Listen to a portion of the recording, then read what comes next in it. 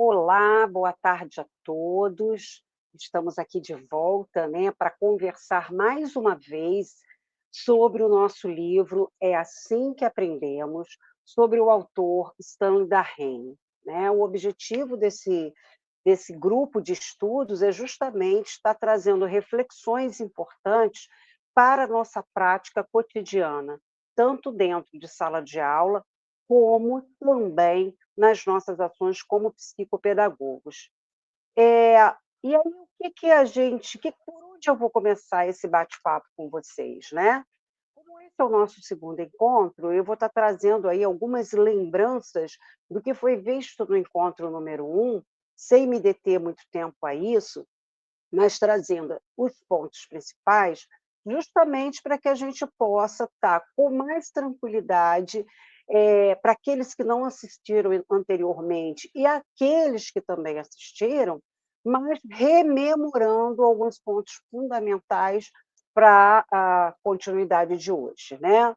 Então, quem é esse autor, né, quem é o Darren, ele é um neurocientista que ganhou o prêmio Nobel, em neurociências, né, é um estudioso que traz aí uma bagagem bastante significativa a nível de conhecimento neurocientífico e que desenvolveu todo esse trabalho com esse material, né, com esse livro, a partir de uma observação que ele fez no Instituto Sara Kubitschek, em Brasília, de uma criança, o Felipe, de 7 anos, que sofreu um acidente, na verdade não foi um acidente, né, ele foi acometido por uma bala perdida, essa bala alojou-se na coluna vertebral e o Felipe, desde os 4 anos de idade, se mantém internado no hospital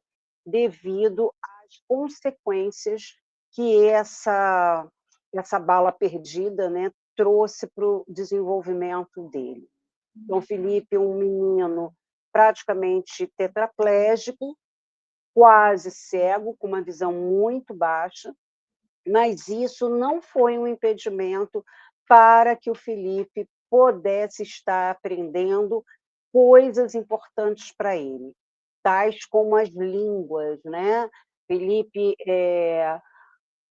como ele coloca, né, no nosso próprio na própria, eh, história que ele conta para a gente, né, o Darren coloca que o Felipe gostava de línguas, falava mais de um idioma, gostava de escrever. Então, toda essa criatividade e todo esse empenho, embora os órgãos sensitivos estivessem comprometidos, não eram impedimentos reais para que o Felipe não aprendesse. Então, Darren começa a fazer uma série de especulações, a respeito desse desenvolvimento do Felipe, né, uma série de questionamentos a respeito dos processos de aprendizagem desse cérebro, dessa máquina maravilhosa que nós temos, né. O que que acontece com esse cérebro que faz com que, embora esse organismo físico sofra uma série de limitações, assim mesmo ele continua buscando caminhos para realizar a aprendizagem. E uma coisa importante, né, a gente fala muito sobre a neuroplasticidade, e é uma coisa real, mas Darren também traz uma reflexão a respeito dessa neuroplasticidade. Ele joga lá a interrogação, né, será que a neuroplasticidade, apenas ela é que vai fazer com que, eh, crianças, né, ou indivíduos com as limitações que o Felipe apresentava, ou qualquer outro tipo de limitação, vai só a plasticidade que vai fazer com que esse cérebro aprenda? Será que é isso? Então, ele começa a desenvolver um trabalho e traz toda a base desse trabalho, que é o que a gente vem falando e vem desenvolvendo, trazendo como ponto principal os 4 pilares da aprendizagem. Então, Darren vai falar, da atenção, Darren vai falar do envolvimento ativo, Da Rene vai falar do feedback do erro e da consolidação. Então, lá na última aula, a gente conversou sobre isso, né? E eu trouxe aí também alguns exemplos importantes de práticas que podem ser utilizados dentro do espaço escolar ou até mesmo dentro da clínica psicopedagógica para despertar e desenvolver esses 4 pilares que são trazidos como ponto importante pelo autor. Ok. Bom, falado isso, o que a gente tem que pensar agora, né? Beleza, Ana, e a gente vai falar então sobre o que nesse momento? A gente vai trazer aí, só um segundo, por favor, né, o nosso material que está aí exposto. Peço só uma gentileza. Vamos lá.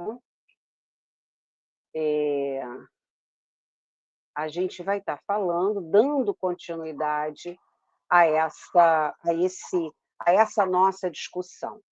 Então, vamos lá.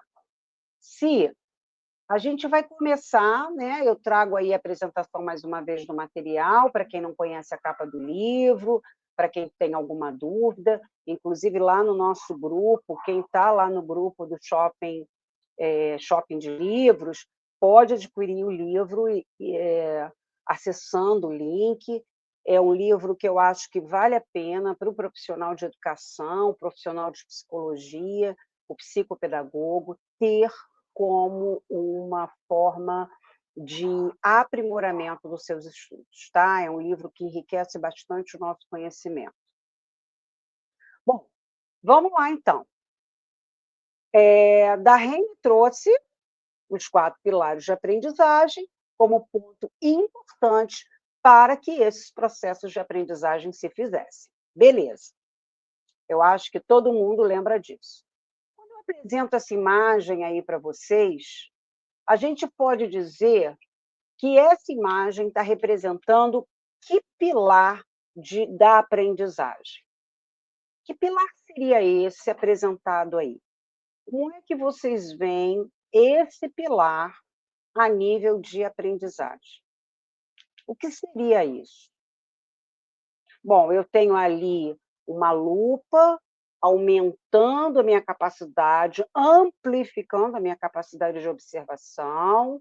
Eu tenho ali 3 jovens que estão focados numa determinada informação, que eles estão, direcionando o seu olhar.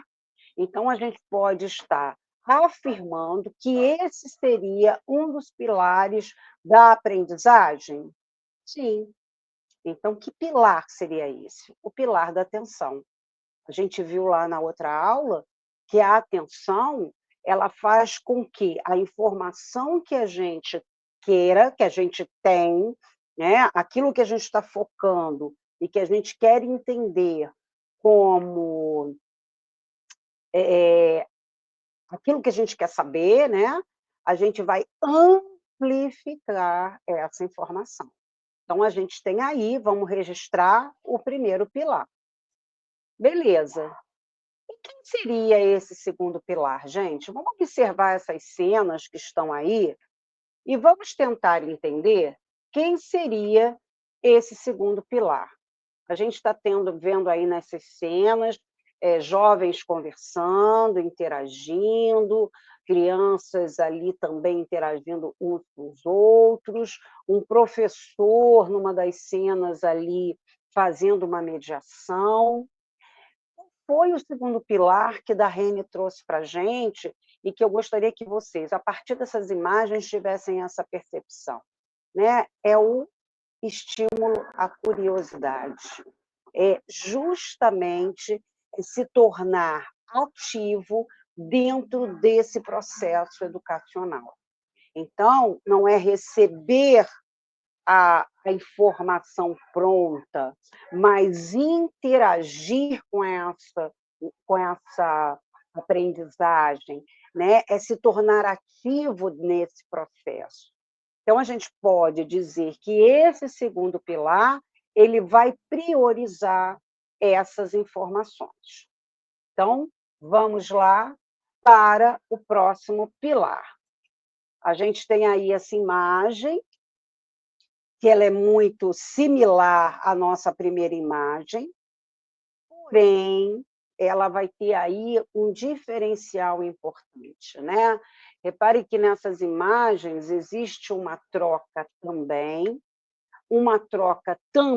ativa, mas é uma troca que traz para a gente a ideia de que essas trocas estão comparando aquilo que eu realizei, aquilo que eu compreendi, aquilo que eu entendi, com o meu próximo. Então, a gente vai chamar esse terceiro pilar que Darrene nos traz de feedback do erro. Gente, como é importante o feedback do erro, né? Quantas vezes a gente está fazendo lá uma atividade, vamos trazer como exemplo, né, um cálculo matemático, e aí eu chego num resultado, o meu colega chega num outro resultado, e aí em cima desse resultado: "Ué, por que que eu errei aqui? Eu vim fazendo tão parecido com você. Ah, tá bom, aqui eu coloquei mais, era menos e vice-versa verdadeiro, então da próxima vez eu vou ficar alerta", né. É aquilo que vai fazer com que a gente perceba aonde a gente precisa alinhar os nossos pensamentos, as nossas percepções em relação à dificuldade, né, à aprendizagem, sanando as nossas dificuldades. E aí, gente, parece que eu estou falando de coisas, quando eu trago os 4 pilares da aprendizagem, como se fossem coisas, ao mesmo tempo muito simples, né, mas isso eu faço todo dia na sala de aula, né. Será que a gente faz?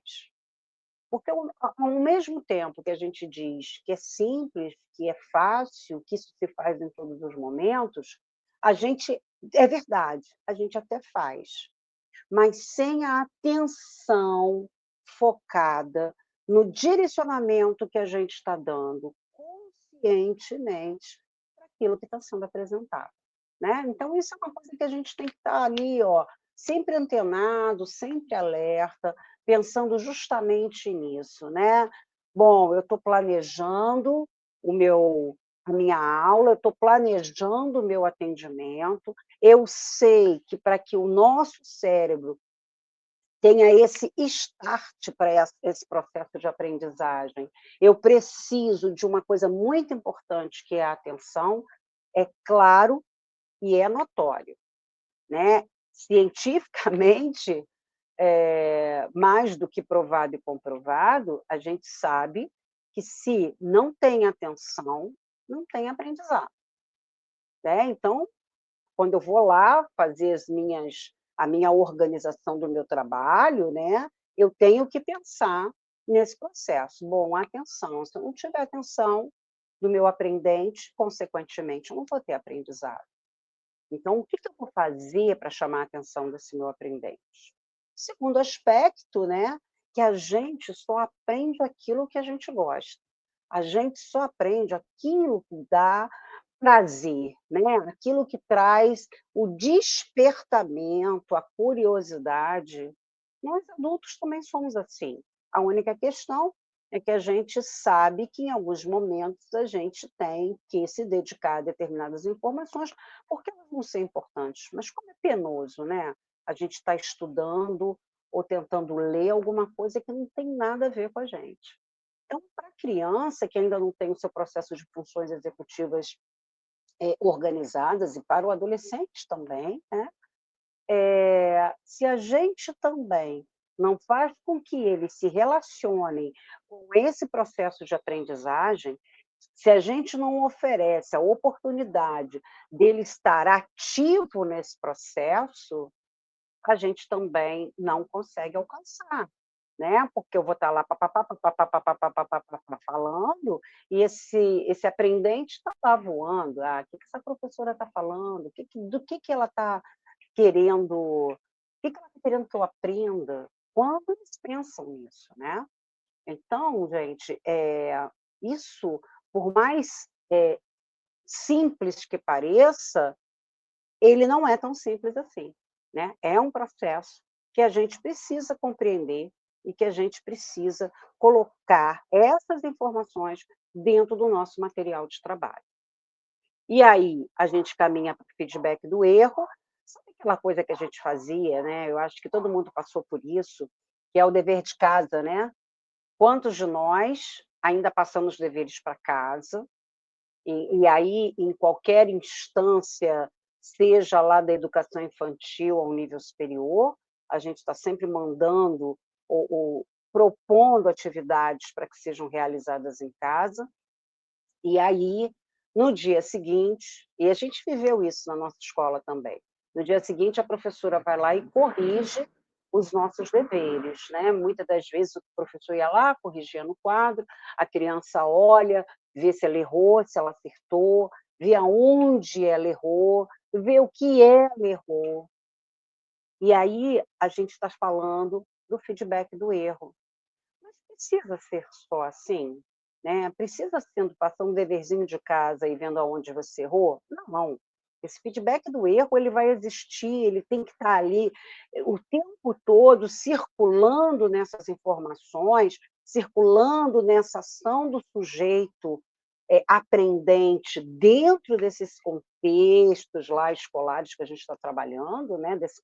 Daquilo que a gente está propondo teoricamente ensinar, porque é nesse bate-bola que essas informações vão se solidificando até que a gente chegue no processo que a gente chama, né, não a gente, mas que o Darrene chamou, de consolidação. Então, depois que a gente passou por essas 3 etapas fundamentais, a gente vai ter aí a consolidação desse processo de aprendizagem. Então, vamos rever isso, gente? Vamos lá para a gente poder repensar isso. Então, vamos lá? Os 4 pilares de aprendizagem. Eu tenho o primeiro pilar, que é a atenção, que é o primeiro ponto, é aquilo que eu preciso ter de mais imediato quando eu começo um processo de ensinagem e aprendizagem, dessa relação aluno e professor, porque é na atenção que eu vou amplificar as informações as quais eu estou formando, que eu estou focando. Num segundo momento, eu tenho que ter o envolvimento ativo, né, que a gente falou, essa relação do aluno, o despertamento dessa curiosidade, ele tem que estar lá sendo um ser ativo em todas as instâncias daquilo que está sendo proposto. Caminhando um pouco mais, depois que ele elabora ali as suas informações, ele vai ter o feedback do erro e finalizando com a consolidação. E aí a gente tem a nossa arquitetura cerebral a nível de aprendizagem elaborada, né. Eu prestei atenção, eu agi, eu corrigi, eu consolidei. Minha aprendizagem está aqui organizadinha. E a gente vai ver isso, gente, não só com o Darrene, mas quando a gente estuda Piaget, a gente estuda Vygotsky, a gente estuda Vallon, a gente estuda vários autores que vão estar falando da aprendizagem, eles vão estar trazendo, lógico, uma linguagem diferenciada, mas eles vão estar trazendo para a gente essas informações, né? Esse caminho. Quando o Piaget fala da formação de esquemas, o que ele está falando?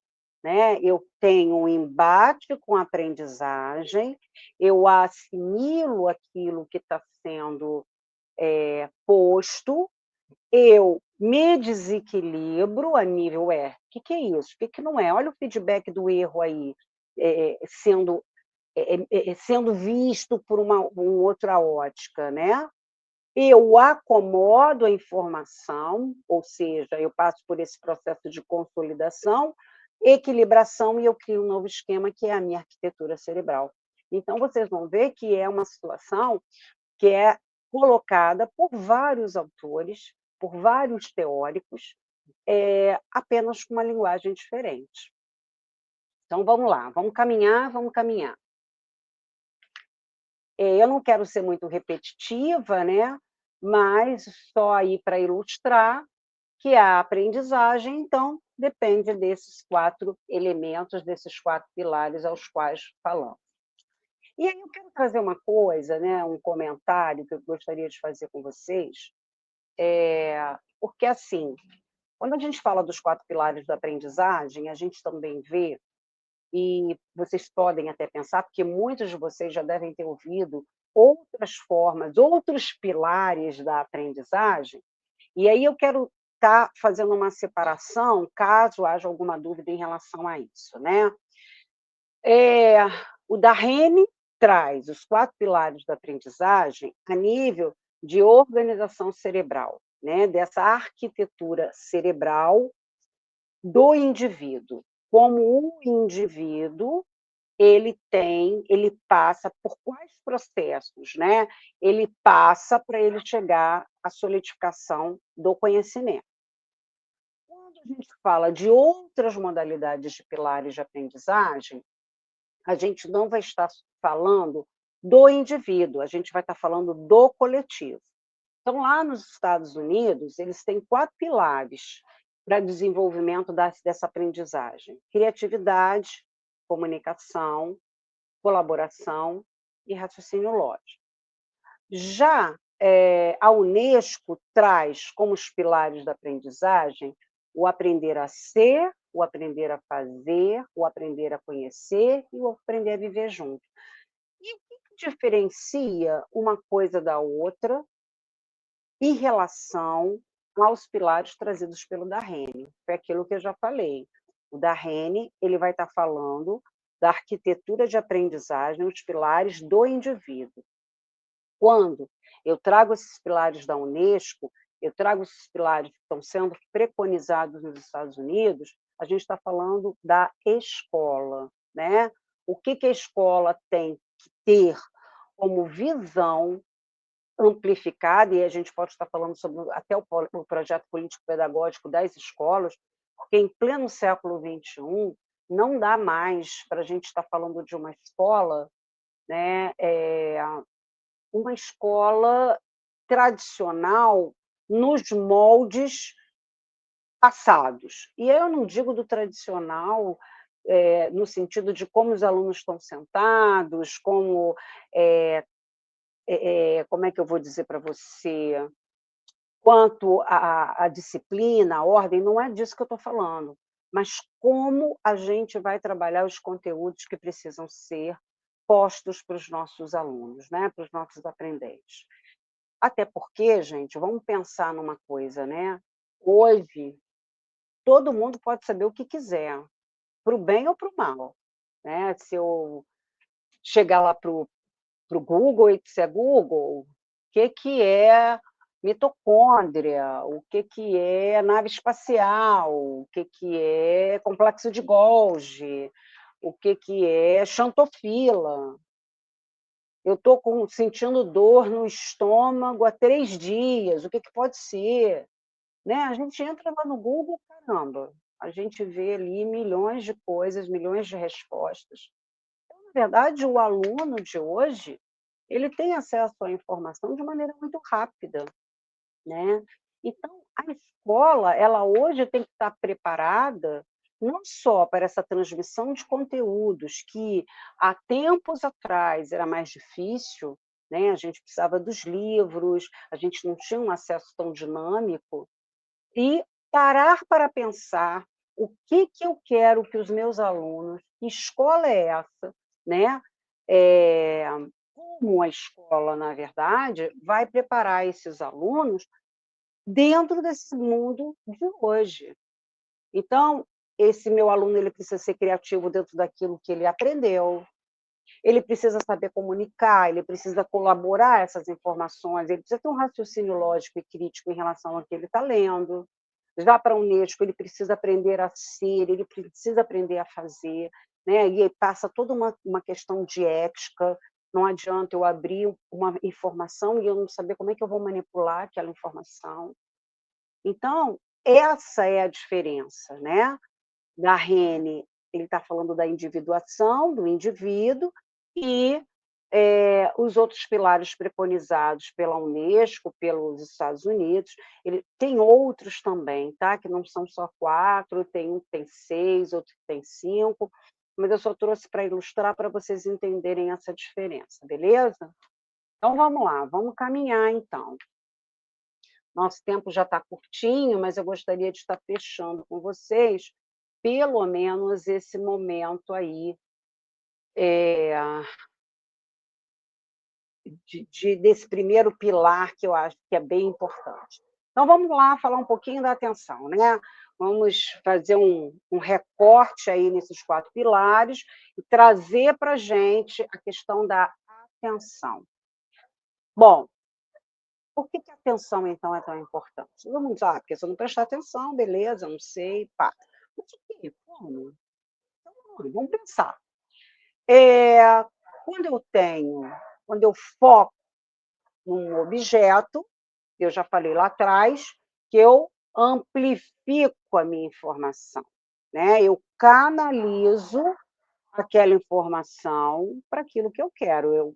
E aí eu coloquei até o menininho ali com a lupa, né, porque é aquilo, já reparou que a gente às vezes está, eh, fazendo alguma coisa que é importante para a gente, o outro até fala aqui do lado e você deleta, né, porque o que você está fazendo é tão importante, a tua atenção está tão focada naquilo que é importante para você, que o que é dito no entorno, né, os distratores do entorno não vão interferir nesse processo.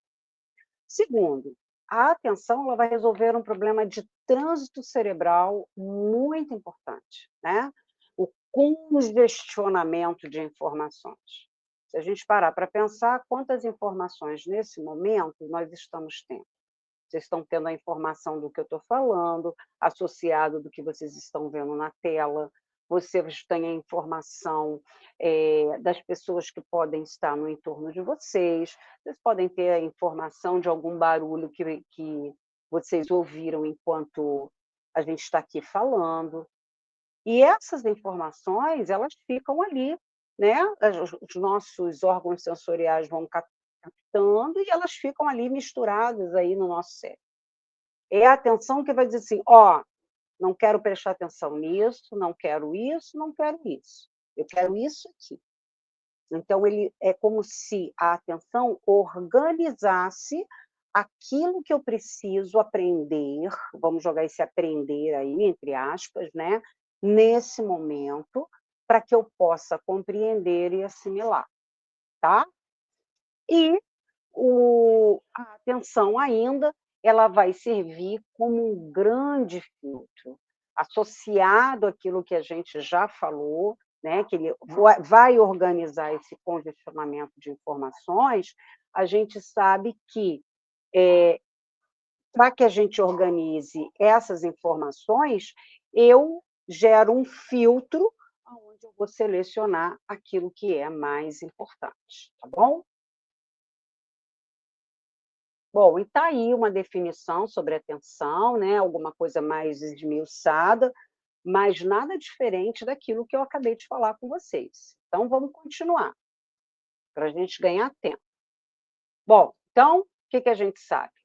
Selecionar, então, as informações relevantes para a nossa aprendizagem. Se eu estou num espaço, se eu estou querendo assimilar ou conhecer alguma coisa, se eu não tiver a organização a nível atencional de selecionar aquilo que é mais importante para mim, eu não vou aprender. Então isso é importante, né. "Ah, Ana, beleza, selecionar informação é fundamental para a aprendizagem". Tá, e daí? Como é que isso funciona dentro da sala de aula?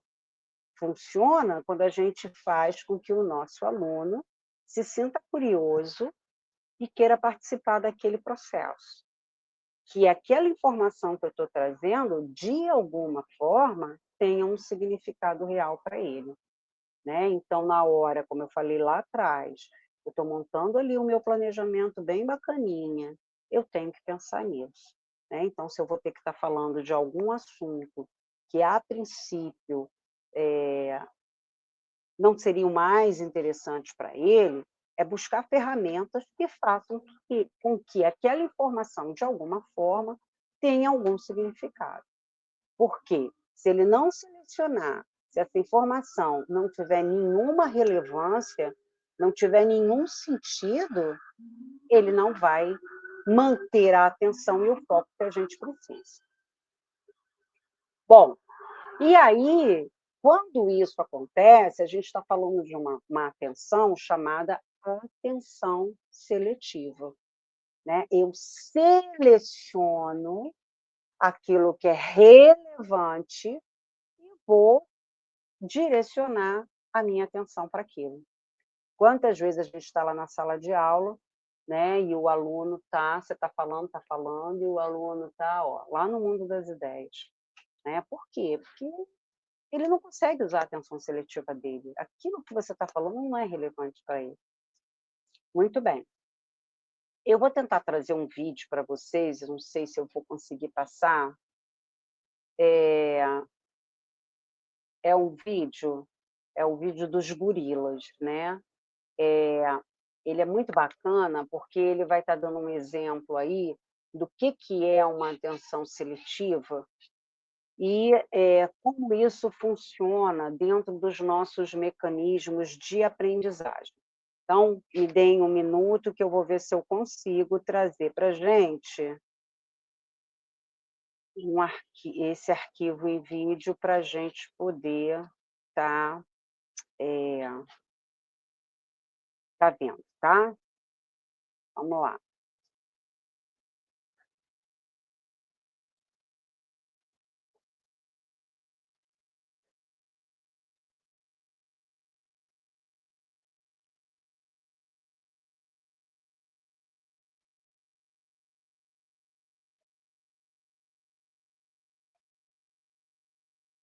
Infelizmente, gente, eu não vou conseguir estar passando para vocês esse vídeo, mas eu sugiro, né, que vocês deem uma olhada no vídeo posteriormente. Se eu tiver uma outra oportunidade, eu trago o vídeo de novo para a gente estar discutindo. Mas quem puder, dê uma olhada, procura lá esse vídeo, o endereço eletrônico está aí, e acompanhe a ordem que é dada no vídeo e depois a gente vai discutir um pouquinho sobre ele, tá bom? Então vamos caminhar?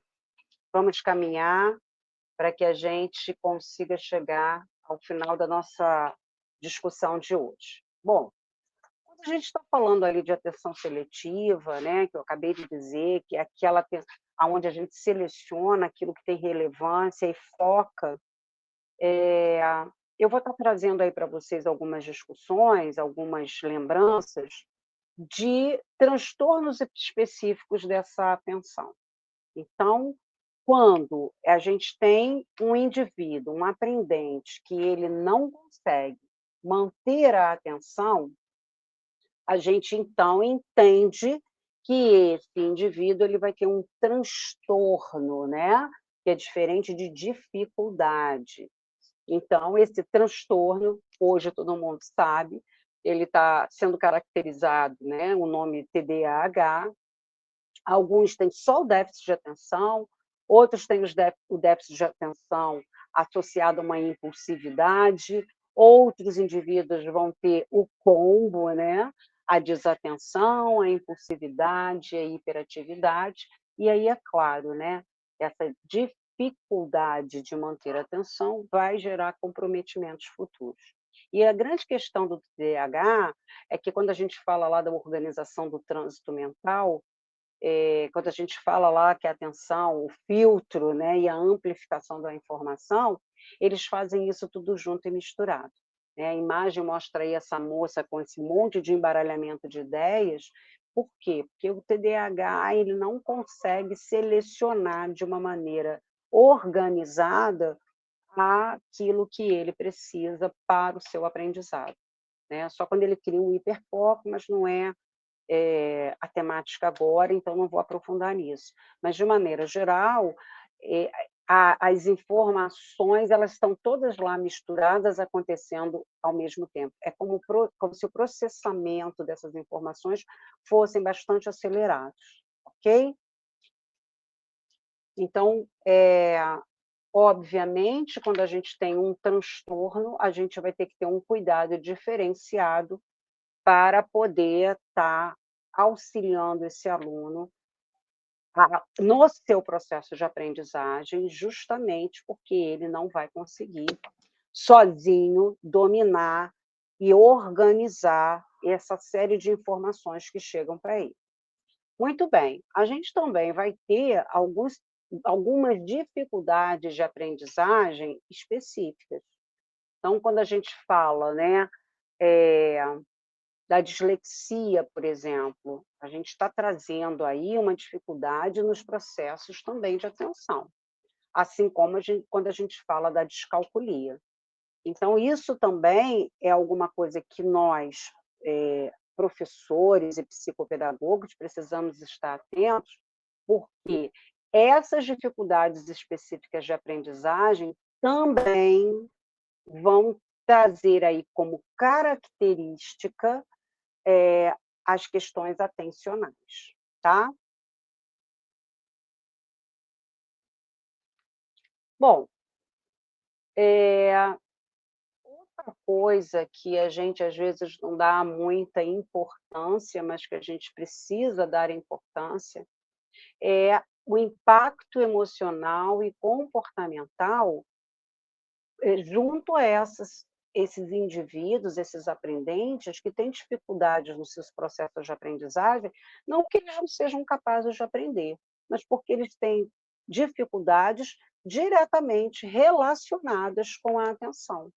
Então, gente, a gente vai ver aí uma série de indivíduos com baixa autoestima, frustrações, eh, muitas das vezes excesso de bagunça, né, desorganização, comportamentos inadequados, justamente porque ele não se sente capaz de estar inserido dentro de um grupo que aprende e ele não, né. Ele está sempre errando, ele não consegue se manter concentrado, ele levanta o tempo todo. Então, como profissionais também que trabalham com esses indivíduos, a gente tem que estar entendendo que essas questões atencionais, elas também vão impactar no comportamento e na emoção desses indivíduos.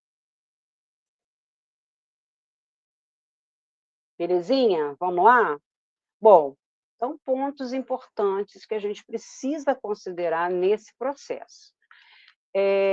A atenção ela é, como a gente já falou, essencial para a aprendizagem, mas lá na nossa sala de aula, ela também pode se tornar um problema. Vocês já pararam para pensar nisso? Né? E o que eu quero dizer como um problema? Vamos trazer lá à nossa sala de aula um aluno, enquanto eu estou lá fazendo as minhas interações com os outros alunos e com ele mesmo, ao invés dele estar atento àquilo que está sendo apresentado, ele fica atento a outras questões. Todos nós, eu acho que enquanto educadores, já passamos por essas condições, né. Às vezes a gente está falando sobre um determinado assunto e o aluno pergunta a outro que não tem nada a ver, né, parece que ele estava lá em outro planeta. E é isso mesmo, ele está em outro planeta, né.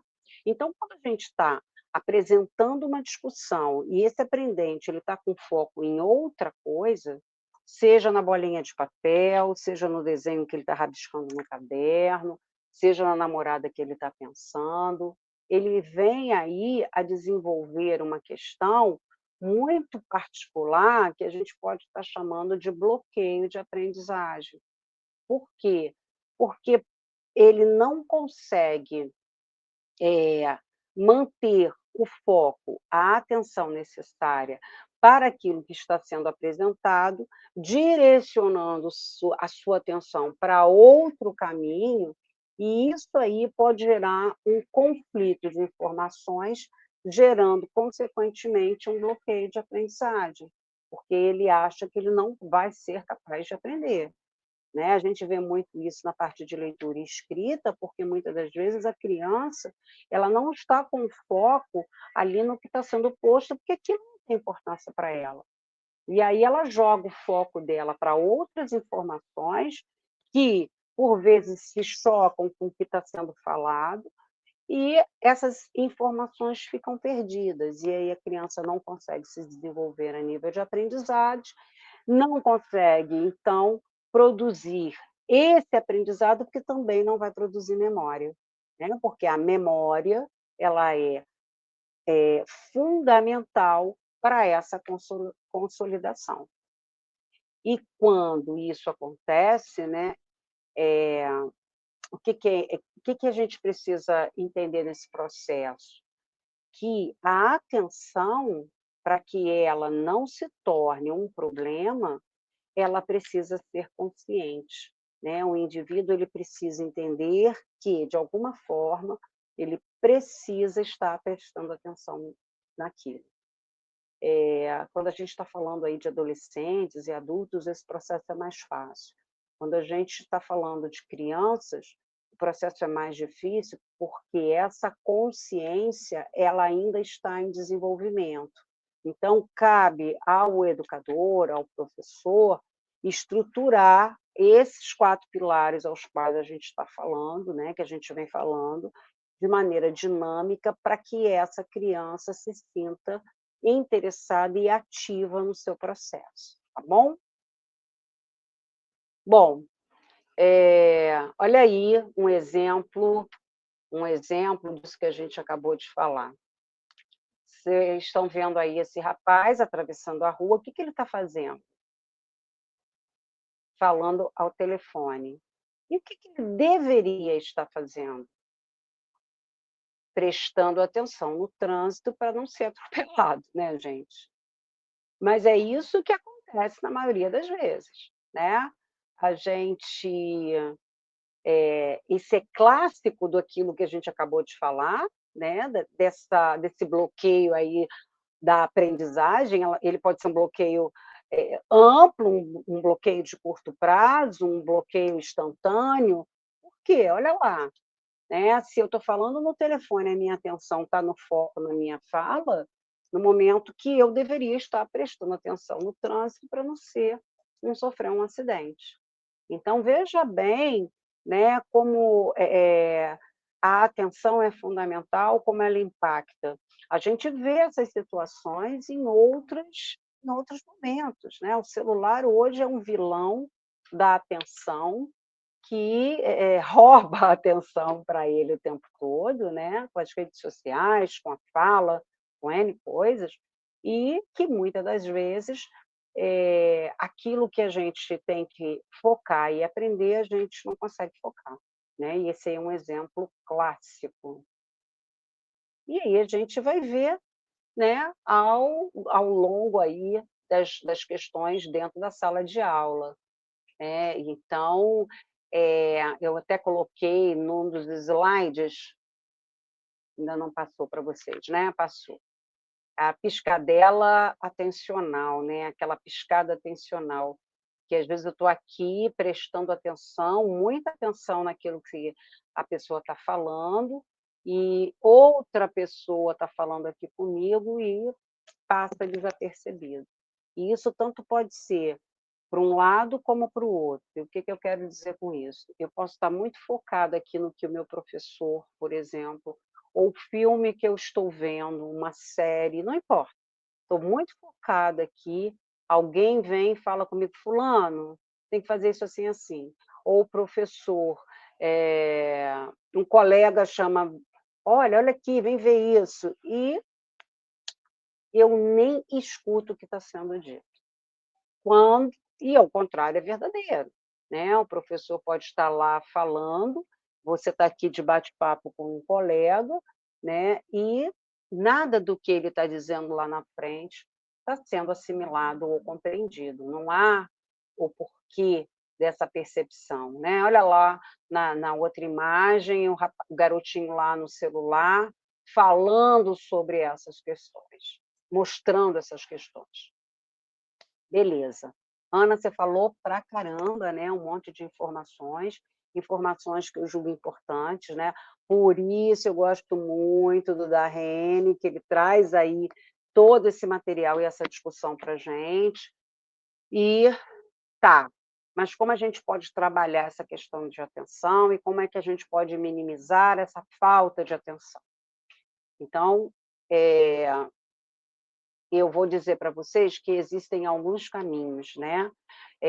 Do nosso próximo encontro, a gente vai estar falando de outros caminhos importantes, aprofundando um pouco mais, mas hoje eu gostaria de estar dando uma passada nisso rapidamente. Então vamos lá. Primeiro, né, a gente tem que estar desenvolvendo com os nossos aprendentes uma coisa chamada funções executivas. As funções executivas, elas são fundamentais para que esse processo de aprendizagem se faça. E aí eu estou falando, gente, de qualquer instância, né. A parte executiva cerebral é o maestro do nosso cérebro. É ele que vai organizar todos esses processos de aprendizagem. O homem, ele quando surge, né, ele surge, a gente chama de apenas com o cérebro primitivo, né. Nós tínhamos um cérebro primitivo que fazia com que as nossas reações fossem muito similares às reações dos animais hoje, né. A gente trabalhava muito mais com os instintos, com a força. No decorrer da evolução da raça humana, surge esse cérebro contemporâneo que a gente chama de parte frontal, né. Essa parte da nossa cabeça, do nosso cérebro, ele sofre um desenvolvimento, e é a partir do desenvolvimento dessa parte cerebral, desse surgimento, que o homem consegue evoluir também dentro das suas habilidades e competências. Acredita-se, né, muitos teóricos dizem, sim, é um fato, que nós, teoricamente, desculpa, gente, que nós, teoricamente, dominamos a Terra, o planeta, né, acima de todos os outros reinos e acima dos outros animais, em função dessa capacidade cognitiva que a gente vai receber das funções executivas. Então, as memórias, que a gente não vai ter só a memória de trabalho, o controle inibitório, a flexibilidade cognitiva, o planejamento e a organização. Então, isso é um dos pontos que a gente precisa trabalhar para que a gente consiga, com os nossos alunos, eh, minimizar as questões de dispersão, as questões vinculadas à falta de atenção, né, potencializando a atenção de uma maneira geral. Então, a gente vai ter aí toda sugestão, eu vou dar uma série de sugestões para vocês, a gente vai ter aí algumas coisas que podem ser realizadas dentro de sala de aula e que são muito produtivas, né. As intervenções com suporte. Então, estratégias de ensino para cada aluno, elas precisam ser, personalizadas, né. Então, cada criança, cada indivíduo, cada aluno, ele vai ter aí uma vai estar num momento específico e, por isso, ele vai precisar de um ensino mais personalizado. E, geralmente, quando a gente faz isso, a gente tem que incluir nesses processos métodos que envolvam instruções claras. Não posso estar trabalhando com subjetividade nesse momento, né. Se eu quero a atenção do meu aluno, se eu quero trabalhar essas questões atencionais, eu não posso estar dificultando esse processo para ele. Então, eu tenho que estar dando sempre orientações claras, eu tenho que estar sempre repetindo aquelas ações. Por quê? Eu não preciso repetir da mesma forma, mas eu vou repetir a mesma o mesmo objetivo que eu tenho com uma determinada atividade em versões diferenciadas, né. O reforço positivo, que é fundamental, lembra que a gente falou lá atrás, né, que a parte comportamental e a parte emocional ficam comprometidas quando eu tenho um indivíduo com dificuldades atencionais. Eu tenho que ter um ambiente estruturado. Gente, o que que é um ambiente estruturado? Vamos pensar? O ambiente estruturado, ele vai ser aquele ambiente que vai ter, que reduz no máximo possível os distratores. Então, veja bem, às vezes a gente entra em salas de aula e elas são muito coloridas, né, muitas informações. Isso não significa que vai ser um favorecimento para o aprendizado do aluno, né. Muitas informações não vai fazer com que a gente consiga que ele direcione a atenção para aquilo que a gente quer. Então, um ambiente estruturado é aquele que vai reduzir o número de distratores e, quanto mais organizado esse ambiente tiver, melhor será. Bom, treinamentos da atenção. E esses treinamentos da atenção a gente pode fazer de inúmeras formas. Jogos, exercícios, eh, competições, aí a gente vai ter uma infinidade deles, né. Tudo aquilo que faça com que aquele aluno consiga, de alguma forma, manter o foco. Ele vai ter que ter a atenção para a realização de determinada atividade. Por exemplo, o jogo da memória, né, ele vai ter que estar o tempo todo se mantendo ali, ó, ligado naquela informação, porque senão ele papa a mosca.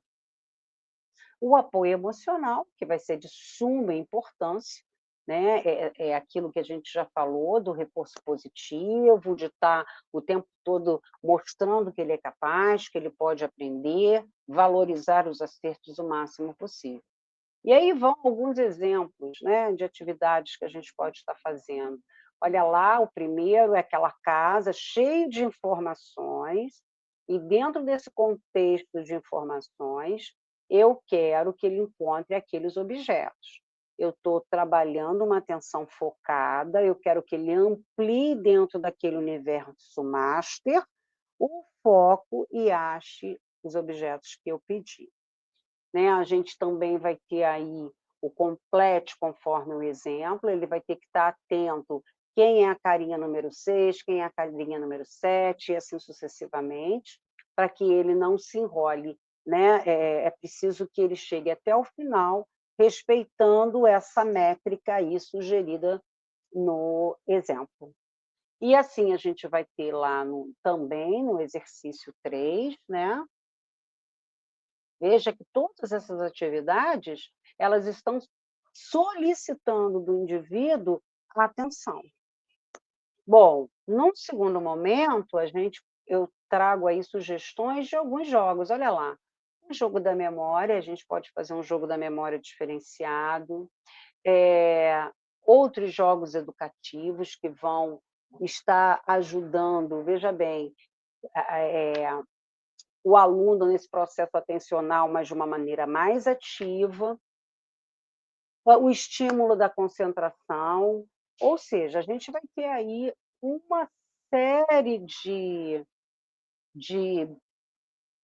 de ações que vão propiciar esse trabalho da atenção. Então olha lá, o jogo da memória auditiva, então cada vez que eu balanço o objeto, né, olha o mesmo sendo feito ali com a caixinha de fósforo, a criança tem que ouvir aquele som e identificar aquele som.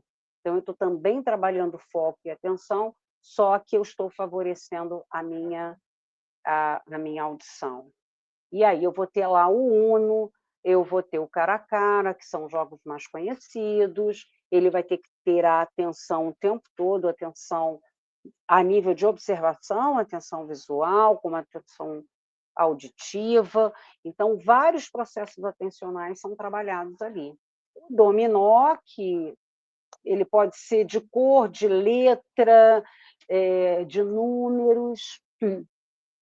Então a gente vê aí que existem coisas simples que a gente pode estar propondo dentro de sala de aula, né, com níveis de complexidade diferentes, que vão favorecer o trabalho com a atenção. Porque dentro dessas opções de brincadeiras, né, de atividades que foram sugeridas, a gente pode estar também inserindo informações importantes daquilo que está sendo trabalhado, né. Então, por exemplo, né, lá na memória auditiva, eu posso estar trabalhando colocar junto com arroz a letrinha A, junto com a pedrinha a letrinha E, junto com o clips a letrinha I. E aí, toda vez que balança o arroz, é o arroz. E qual é a letrinha que tem no arroz? Você memorizou? Letra A. E assim sucessivamente, né, gente? Aí vale a criatividade de cada um. E aí, para a gente estar encerrando esse nosso bate-papo de hoje, né, eu vou trazer aí algumas estratégias eficazes para captar e manter a atenção dos alunos. Quando a gente... Vamos voltar lá no pilar do Darrene? Qual é o segundo pilar? Né? O primeiro pilar é atenção, o segundo pilar é essa interação com o aluno, o feedback do erro para consolidação. Então, olha lá a estratégia de eficácia que a gente pode começar utilizando. Começa falando de algo impactante, né? Começa trazendo alguma coisa que estimule a criatividade, que estimule a curiosidade daquele aluno, de alguma forma. E serve até, gente, para a gente entender e sondar o que aquele aluno já sabe a respeito de um determinado tema. E, assim, segundo tópico que eu trago aí para vocês, variações de atividade. Fazer as mesmas atividades todos os dias vai gerar aí um desgaste daquilo que a gente está falando, né? Então, vamos alterar nessas atividades, em alguns momentos, atividades mais passivas, atividades de escuta, em outros momentos, atividades mais ativas, a discussão entre grupos. O uso de multimídia também é muito bacana para prender atenção. Então, desculpa, gente, eu posso estar usando uma série de recursos tecnológicos hoje. A gente tem o data show, a gente tem o tablet, a gente tem o computador, a gente tem o próprio celular do aluno, muitas das vezes. Então, assim, os vídeos, os áudios, ou seja, recursos hoje não nos falta para trazer estratégias que consigam fazer com que esse aluno desperte a atenção e interaja. Deixa eu ver se eu já... Não, vamos lá. E, para finalizar, eu trago aí mais sugestões, né? Os métodos de perguntas e respostas, para incentivar essa participação. Então, faça perguntas ao longo da explicação, incentivando a participação desses alunos. Isso mantém esse envolvimento ativo, né? Estabeleça pausas estratégicas, né? Às vezes a gente precisa, vamos dar uma paradinha, vamos respirar, aí a gente dá 5 minutos para o aluno, muda um pouco do foco que está sendo falado e volta para aquilo que precisa ser discutido e trabalhado, né? Esse relaxamento aí é importante. Vamos pensar na gente, né? Vamos ter empatia com o aluno a partir daquilo que a gente sente. Às vezes a aula até muito bacana, muito interessante, e a gente cansa, né? O nosso cérebro não consegue manter uma atenção durante muito tempo, para o adulto, quiçá para a criança. Então, às vezes, dá uma respirada, dá uma paradinha e voltar para a cena de ação favorece também o trabalho. Então, jogos de competições, mas aí eu digo, né, a gente sempre deve investir nesses jogos de competição, mas jogos de competição que sejam saudáveis, né, gente? Que tragam aí desafios até relacionados ao conteúdo, mas de uma maneira saudável, gerando aprendizado, de uma maneira divertida, e não uma competição que vai gerar aí um comprometimento do grupo.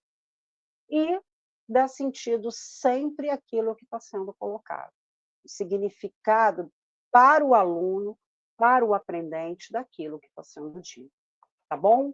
Então, essas são aí algumas sugestões a partir dos 4 pilares. A gente teve hoje como foco o processo de atenção.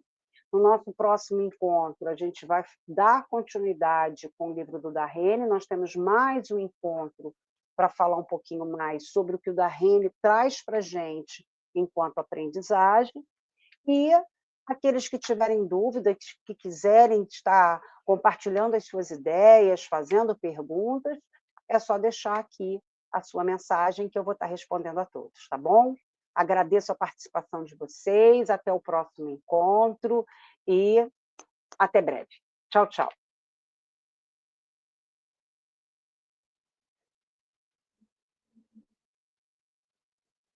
Não consigo desligar, não?